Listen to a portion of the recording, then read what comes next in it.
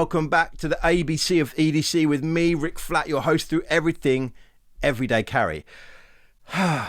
It is lucky that I've made it to 10 past 7 in the evening today. It's been 32 degrees, 35 degrees, 100. It's been the temperature of one of the coffee rooms in hell today. And being a fair-skinned ginger man, it's lucky I've made it this far, but I can't hang around for long, so we're going to get this done real quick. I have a camera that I use for stills and sometimes a little bit of video stuff, but mainly for still stuff. It's a quite oldie but a goodie. It's the Lumix G7. Great little camera, great little, a 12 to 60 kit lens. You get loads of different lenses for these micro four thirds cameras, but man's not got the budget for that, got to be honest, and don't really know what I'm doing with lenses. So when I came across a seemingly easy solution, which was this little thing, a little nest of additional 38mm macro lenses that just screw onto the end of the existing kit lens that I have with the Lumix G7. I said, man, I've got to try this. If there's just one little thing I can do that might improve this channel, I should do it. But what about you? What's the one little thing you could do to improve this channel? I'm glad you asked. Let's be reciprocal about this. I'm here grinding on the hottest day in history, and you should be doing something too. So would you like, subscribe, press the little bell icon. If you've not already subscribed, that would be fantastic. Let's flip around. Let's see if these are actually worth the 12 or 13 pounds I paid for them, and see if they add anything to our macro or our video. Let's flip around, and then we'll get to some kind of examples of this, that, and the other. Let's flip. So as I mentioned in the intro, here's my Panasonic Lumix G7. Great kit lens, but like I said, right here, there is a thread inside which enables this little thing here, which came a little while ago, I must admit. I kept the box though, because I'm neat like that.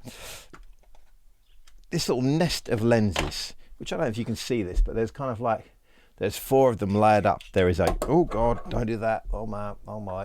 There's a +1. There is a +2, a +4, and a +10 lens. And each one of these will connect to the end of the Lumix G7, giving you, hopefully, a better macro performance, both in stills and in video. But we will see about that. I think it's pretty obvious, but I'll show you just in practice how easy these things go on. So there, right at the end of this lens, you can see, or probably can't see, but there's a small thread inside where you would apply, you would attach, mist filters, ND filters, and the such. And these things just screw on there. And I must admit, once they're on there, they look pretty legit, mate. They look pretty kind of standard. You wouldn't notice. Obviously, you're not going to now get, or at least I don't think you're going to now get on. Oh my gosh, I never even did that before. You can still get on the Lumix lens cover, which is a bonus. I don't think it would. Although, to be honest with you, with the +10, it's got rather a bulbous, you can see that the lens kind of juts out quite far, so I'm not sure that you would get that on there. But this is only, what one did I put on here? Let's have a look. This is just the +4.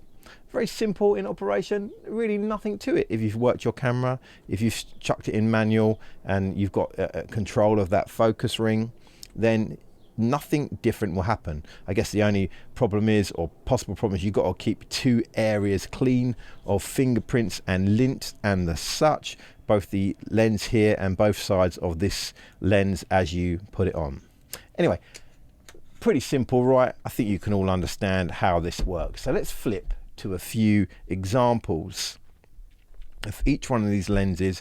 I actually got a little, where is it? I got a little matchbox truck that I bought for someone for a friend's child and never quite took back. And so I thought I'd kind of lay this out on the desk and take some macros of the front kind of corner of this and see how well I can get in. First with the native lens, and then with the +1, +2, +4, and the +10. So let's see how we got on with that, and then we'll throw some video in as well, and we'll sum up, and that'll be about it. So here we have just a pic of the truck, where it's going to be photographed the whole time. I tried to lock the camera off and leave it pretty much where it was.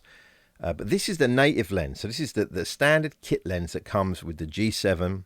And it did a pretty good job. And I think one thing I want to point out as I've looked at these photos and now I'm showing you, look not only at, how close in they can get and whether it's in focus, but also look at the actual the color of the photo, how it deals with the rest of the frame, because this photo here, you can definitely see that front wing corner headlight, but then there's quite a drop off, a little nice kind of fade, but you can still see what the truck is. I like the colors kind of muted. Yeah, happy with this. Let's move on to just adding the first kind of lens extension ring cappy thing, okay, the ×1. Let's see what difference that does. So here we see a slightly brighter image. And I've not messed around with these too much. Maybe the lighting in the studio changed a little bit. I mean, I've got studio lights, but there's also the light from outside. Definitely cropped in a bit, but definitely a different kind of photo. I think the drop-off is more abrupt to the defocus of the cabin of the truck, and then the kind of the bed of the truck. If you put them side by side, you can see this. The standard kit lens, kind of, I don't know, I just like the picture more. I like the colors more.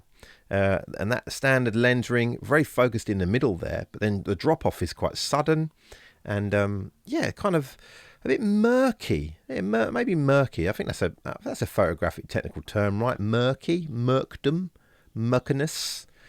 Anyway, let's move on to the ×2. And here we have the ×2. Again, we've cropped in a little bit darker now. Still kind of in focus. Here's the ×4.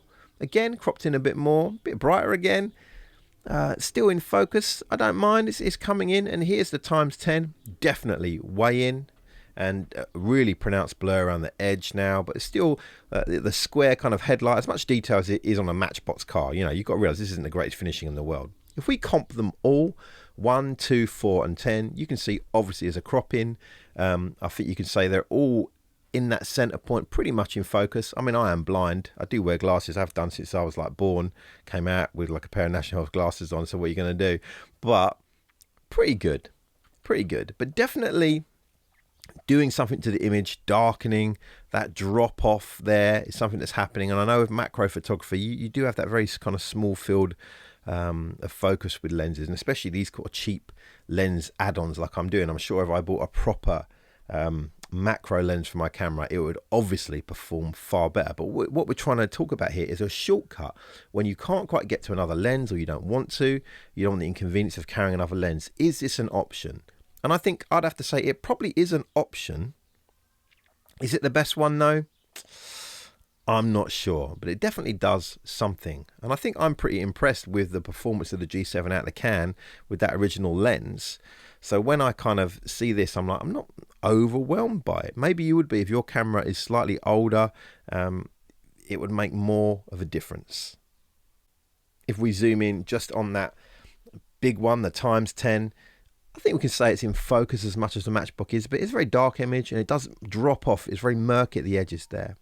Now, I must say you can compound these lenses, so you can add 10 and 14 together and get 14, all the way up to adding all the lenses together like a madman and getting a ×17. But I think the more you add these, the less the performance is going to work, the more it's going to be drop off, more stuff can get between them, blah blah blah. I also took a photo of the movement of one of my watches, an ST19, nice kind of decorated movement. But again, you see that kind of center is very good, and then it drops off quite radically to the side. I did try and film some film with this, do some video, but it really wasn't good. These lenses are good for still stuff, I think, but for video, they're just not good. Take this watch movement. I tried to film this, and it was just so hard to find a good spot. And most of the time, to be honest with you, I grabbed my trusty iPhone 13, just like this is from the iPhone 13 right now. Does a fantastic job. Look at that. I mean, that's kind of macro performance to kind of die for. It's amazing that that's in your average smartphone. So should you consider these? I think you should consider them if you can't quite get to a lens, you want to kind of mess around with a bit more macro photography. Maybe your camera is different to mine and the standard kit lens isn't doing such a good job. Grab these. £10, £12, whatever they're going to cost you now. Why not? But if you're serious about macro, obviously you're going to step up to a lens. You're going to do something proper. But is this a nice little gateway drug to maybe kind of get you interested, get you working on that kind of close-up stuff? Yeah, I reckon so. And it's not gonna kill you, man. Do you know what I mean? If it's no good, you can send them back. You just keep them in a drawer like I have and just bring them out every now and then and see if they're fit for purpose. Anyway, this has been the ABC of EDC. I've been Rick Flatt. Until next time, laters.